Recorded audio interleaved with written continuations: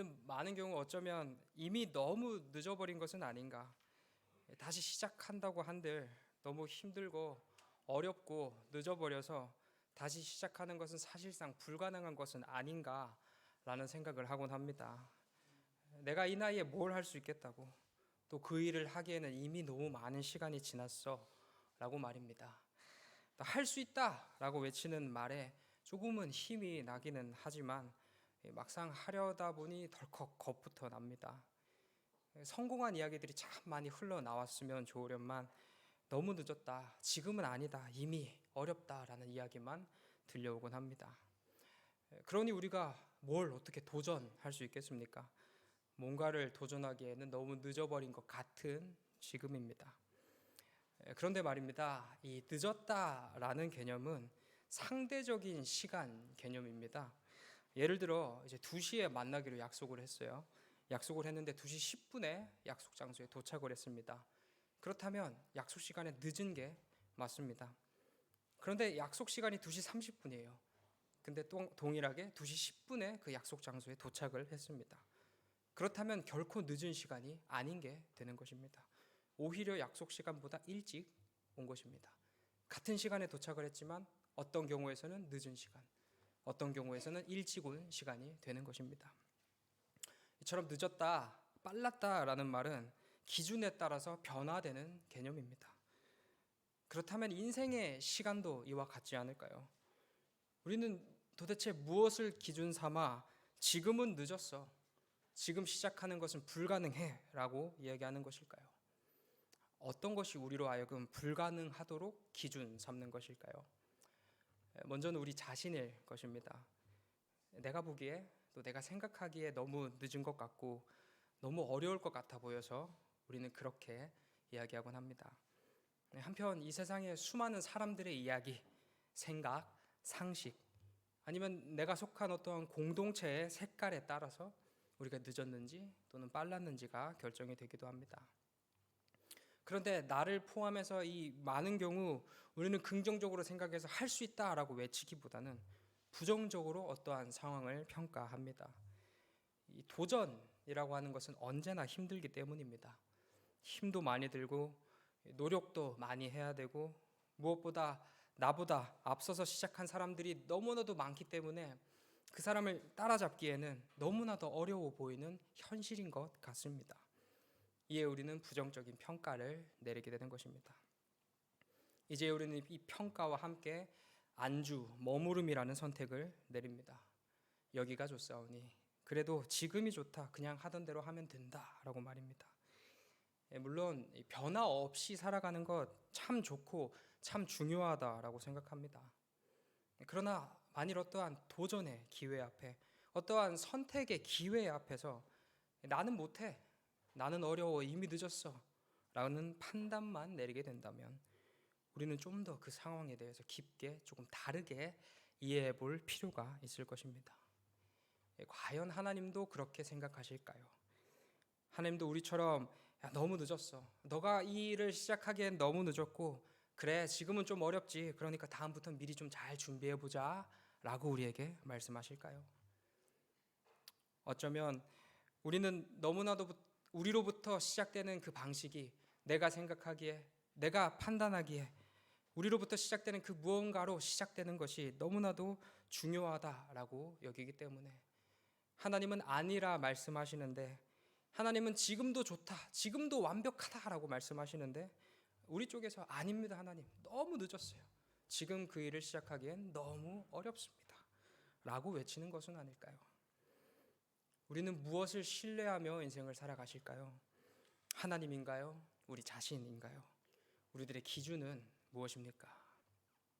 혹 하나님께서 괜찮다, 할 수 있다 말씀하시는데 우리 쪽에서 여전히 아닙니다 하나님, 아닙니다 하나님, 저는 할 수 없습니다, 늦었습니다, 어렵습니다 라고 외치는 것은 아닐까요? 오늘 본문의 모세도 우리와 같은 이야기를 합니다. 오늘 제목인데요, 주여 보낼 만한 자를 보내소서. 하나님께서는 불타는 이 떨기나무에서 모세를 부르십니다. 이 모습을 상상해 보면 참 신기한 모양이 아닐 수 없습니다.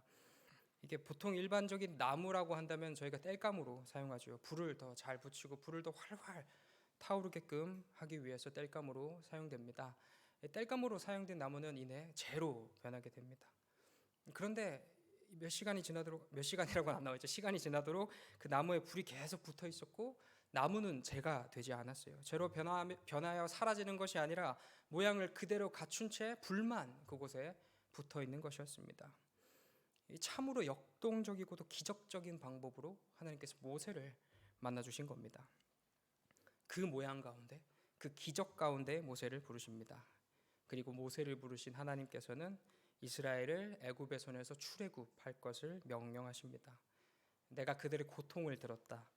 이제 때가 찼으니 너는 내려가서 애굽인들의 손에서 그들을 건져내고 그들을 그 땅에서 인도하여 아름답고 광대한 땅, 가나안 땅으로, 그 젖과 꿀이 흐르는 땅으로 백성들을 인도하여라 라는 명령을 내리십니다. 이 출애굽이라는 역사적인 현장으로 모세를 부르신 것이지요. 그 중심에 리더로서 아주 핵심적인 사역을 할 수 있도록 모세를 불렀습니다. 어떤 방식으로 모세를 부르셨습니까? 모세에게 아무것도 보여주지 않고 눈앞이 캄캄한 상황 가운데에서 모세를 부르셨나요? 그래서 모세가 애쓰고 수고하고 노력하여야 겨우 이 신락 같은 희망이 보이고, 아니 그 희망조차 보이지 않는 상황 속에서 그 가운데 던져져 모세의 사명을 감당해야 했을까요? 아닙니다. 활활 타는 떨기나무 가운데에서 그를 부르셨습니다. 모세에게 일을 시키시기도 전에 하나님께서는 하나님 자신이 누구인가, 나는 어떠한 존재인가라는 것을 분명하게 밝혀주십니다. 이 말도 안 되는 기적을 보여주시는 겁니다. 결코 일어날 수 없는 일, 불가능을 가능하게 하시는 하나님이심을 넉넉하게 모세에게 보여주셨습니다. 반드시 타서 없어져야 할 나무는 타지 않고 여전히 눈앞에서 선명하게 활활 타오르고 있으며 그 모양조차 변하지 않습니다. 이렇게 불가능을 가능하게 하시는 하나님께서 바로 눈앞에서 그것을 보여주시며, 직접 보여주시면서 모세에게 명령하십니다. 그리고 말씀하시죠. 내가 너와 함께 하겠다. 이런 내가, 이토록 능력이 충만한 내가 너와 함께 하겠다. 내가 너를 인도할 것이며 내가 너를 이끌겠다라고 말씀하십니다. 그러나 모세는 자신이 없습니다. 이를 믿지 못합니다. 하나님, 저는 아닙니다. 제가 누구이기에 제가 뭐라고 그들을 인도해 냅니까? 하나님, 저는 말을 잘 하지 못합니다. 저의 입은 뻣뻣하고 혀도 둔합니다. 저는 못합니다. 하나님, 오 주여, 보낼 만한 자를 보내소서. 이 전능하신 하나님이 가라라고 말씀하시는데, 또 그 전능하신 하나님께서 직접 능력을 보여주시면서 내가 너와 함께 하겠다 말씀하셨고, 이미 불가능을 가능하게 하실 수 있음을 보여주셨음에도 모세는 할 수 없습니다 라고 이야기합니다. 모세 역시 하나님이 기준된 것이 아니라 자신이 그동안 배워왔고 또 지금 자신의 눈으로 판단하기에 옳은 대로 그것을 기준 삼아 불가능을 외치고 있는 것입니다. 사실 모세의 입장을 놓고 본다면 어쩌면 모세의 반응이 당연해 보일 수도 있겠습니다. 모세는 왕궁에 살았기 때문에 이스라엘 사람들과 피부를 맞대어 지내본 적이 거의 없습니다. 그래서 그들을 찾아가 내가 너희를 인도할게 하면 무시당할 게 뻔할 것입니다. 그조차도 모세는 제대로 유지하지 못했습니다. 흥분하여서 사람을 죽였고요. 지금 모세는 도망자 신세입니다. 그런데 이 잘 모르는 이스라엘 백성들에게 가서 내가 너희를 이제 인도할게 라고 이야기하고, 또 내가 돌아가면 반드시 나를 죽일 그곳, 이미 나를 죽이기 위해서 기다리고 있는 그곳으로 돌아가서 다시 그 왕에게 내가 이제 당신의 노예들을 데리고 가겠습니다 라고 이야기해야 합니다. 가만히 있어도 나를 죽이려 드는 사람들에게 더더욱 죽일 만한 이야기를 들고 가는 것이죠. 그렇기 때문에 어쩌면 모세의 반응이 당연한 것일 수도 있겠습니다. 하지만 우여곡절 끝에 모세는 그곳에 갔어요. 사람들을 만났고 애굽 왕을 찾아갑니다. 본래 말을 잘하지 못하는 자라 하여서 말 잘하는 형 아론과 함께 갔는데, 성경 어디에도 출애굽하는 일에 아론이 말로 개입했던 상황은 없습니다. 그 말 못한다던 모세는 강단 있게 애굽 왕과 독대했고요. 너를 죽이겠다, 다시는 찾아오지 말라는 말에도 눈 하나 깜짝하지 않습니다. 오히려 담대함으로 대응합니다. 애굽 왕은 이런저런 조건을 걸면서 이스라엘 백성들을 내보내려 하지 않습니다. 너무 멀리 가지 말고 저곳에서 예배를 드리고 와. 한편 어린아이들은 남겨두고 장정만 가서 여호와를 섬겨라 라며 여러 가지 잔머리를 굴립니다. 그러나 모세는 쫄지 않고 기죽지 않고 담대하게 대응합니다. 분명 그 자리에서 칼을 들어서 자기를 죽인다 한들 그 능력이 없는 애굽 왕이 아닙니다. 그러나 그 애굽 왕 앞에서도 전혀 기죽지 않는 모세입니다. 결국 우리 모두가 잘 아시는 대로 이스라엘 백성들을 출애굽하는 리더로 앞장선 모세임을 볼 수 있습니다. 모세가 처한 환경이 눈앞이 캄캄하지 않아서 모세가 그토록 엄청난 일을 해냈습니까? 모세가 너무나도 준비가 잘 돼 있어서 너무나도 자신이 있어서 또 확신에 차서 모세에게 그런 능력이 차고 넘쳐서 그 놀라운 일들을 모세가 해냈습니까? 그렇지 않습니다. 직전까지 모세는 못합니다. 주님 보낼 만한 자를 보내소서라며 가장 소극적으로 자신의 불가능을 외쳤습니다. 이런 그가 이토록 놀라운 일을 완벽하게 해낼 수 있었던 것은 하나님께서 그와 함께 해주셨기 때문입니다. 하나님께서 인도하셨고요. 하나님께서 말씀하신 그대로 책임지셨기 때문에 모세는 그토록 놀라운 일들을 해낼 수 있었습니다. 우리들의 삶에도 수많은 기회들이 있습니다. 수많은 권유들이 있었을 것입니다. 그런데 우리는 너무 늦었어요. 지금은 어렵습니다. 나는 준비되지 않았다 얘기합니다. 우리로부터 시작되는 어떠한 기준들을 놓지 못해서 오늘 제목처럼 모세처럼 계속 부정적인 답만 내어놓습니다. 그러나 하나님은 반대로 말씀하시죠. 할 수 있다. 내가 너와 함께 할 것이니 너는 결코 늦지 않았다 라고 말입니다. 우리는 믿음의 자녀들입니다. 우리가 하나님의 자녀가 된 방식은 다른 무엇이 아닌 믿음이라는 방식입니다. 믿음은 무엇인가요? 믿음은 확인이 아닙니다. 확인과 믿음의 차이는요, 확인이라고 했을 땐 수많은 증거를 요구합니다. 그 증거들이 많으면 많을수록 의심은 사라지고, 그래서 내가 원하는 정도의 어떤 증거가 확보됐을 때, 내가 원하는 조건이 충족이 되었을 때 그것이 맞다, 그것이 옳다라고 얘기하는 것이 바로 확인일 것입니다. 그러나 믿음은 다릅니다. 이 눈에 아무 증거 아니 배워도, 이 전혀 불가능해 보이는 것이라도 그것은 가능하다라고 여기는 것이 바로 믿음일 것입니다. 결코 확인될 수 없고 결코 받아들일 수 없는, 말도 안 되는 것을 받아들이는 방법이 바로 믿음이라는 것입니다. 여러분, 우리가 가진 이 성경이 완벽하고 논리적이고 정말 우리가 생각하기에 딱딱 들어맞아서 자연스럽고 과학적이고 논리적이고 정연하여서 우리는 잘 받아들이시나요? 아니요. 성경의 내용이 우리의 생각하기에 완벽하게 확인이 되었기에 그것을 진리라 여기시나요? 아닙니다. 그렇지 않습니다. 우리는 어쩌면 그 누군가의 시선에서는 말도 되지 않는, 전혀 과학적이고 논리적이지 않아 보이는 이 성경을 우리는 자연스럽게 진리라고 받아들입니다. 그것이 참 진리임이 분명하고요. 이것은 분명하게 하나님께서 말씀하시는 진리입니다. 왜냐하면 우리에겐 믿음이 있기 때문에 그것을 진리로 받아들일 수 있는 것입니다. 이처럼 하나님께서는 우리는 시작부터 믿음이라는 방식으로, 불가능을 가능하게 하시는 방식으로 우리를 이미 만나 주셨습니다. 그리고 이미 불가능을 가능하게 하신 하나님께서 끊임없이 우리에게 하나님을 신뢰할 것을 말씀하십니다. 아무것도 없는 중에 신뢰할 것을 말씀하시는 것이 아니라 처음부터, 우리의 시작부터, 우리의 신앙이라는 것이 형성되는 그 시작부터 불가능을 가능하게 하심으로써 우리의 모든 시간 속에서 전능하신 하나님의 능력으로 늘 함께하여 주심을 약속하심으로 너 나를 신뢰해라고 말씀하시는 것입니다. 마치 불타는 떨기나무 아래에서의 모세와 같습니다. 이미 우리는 매일 하루라는 기적과 같은 순간 속에서 우리에게 찾아오시는 하나님을 경험합니다. 이 기적은 우리의 능력으로 결코 해낼 수 없는 기적입니다. 이런 이야기가 있습니다. 우리는 눈을 감을 자유는 있지만 눈을 뜰 자유는 없다라는 이야기를 들어본 적이 있는데요. 상당히 좀 나이가 있으신 분의 표현이었습니다. 우리가 잠자리에 들 자유는 있지만 잠자리에서 깰 자유는 없다. 사실 잠자리에서 들 자유도 하나님께서 허락해 주셔야 우리는 단잠을 잘 수 있는 거고요. 그 잠을 깨는 것조차 하나님께서 깨워 주셔야 우리는 깰 수 있는 겁니다.